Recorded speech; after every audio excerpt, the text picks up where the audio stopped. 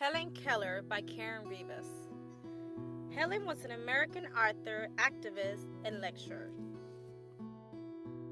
Because of an illness Helen has as an infant called the brain fever, she became blind, deaf, and mute.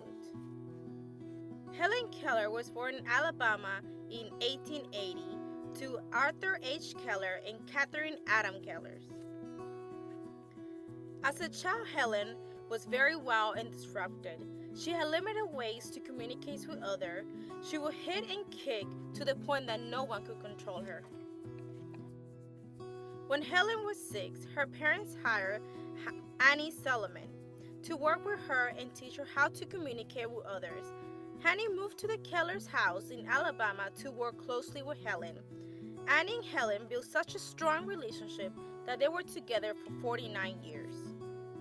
Annie started teaching Helen hand spelling with the word doll, but Helen could not make the connection between the word and the object. For a more intense learning, Helen and Annie moved to a cottage in order for Helen not to be distracted from learning.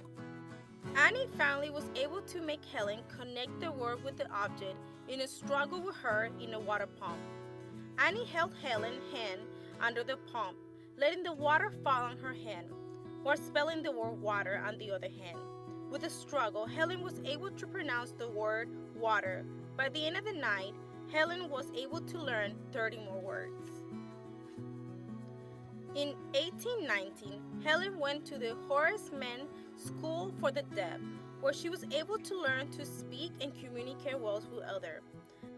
Helen went to graduate college in 1904 at the age of 24. With the help of Annie and her husband John Macy, Helen was able to write her first book, The Story of My Life, where Helen told her autobiography. She mainly focused on her early years and her experience with Helen. By the end of her life, Helen wrote and published 12 more books. With the passing of the years, Helen's story was known. People felt inspired by her and her story. Everybody wanted to know about her. Helen began to meet famous and influential people. Soon, Helen's story was known all over the country. Helen became a well-known celebrity. She would give lectures and was an activist for people with disabilities. Helen first experienced public prejudice about her disability after she wrote a series of essays called Out of the Dark, where she supported the Socialist Party. The newspaper, the Brooklyn Eagle, said that Helen's mistakes come out of the manifest limitation of her development.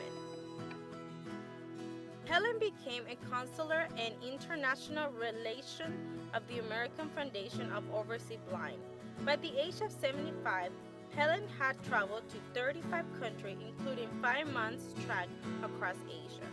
Helen's autobiography was the inspiration for several television dramas and movies. Her story was also adapted to a Broadway play.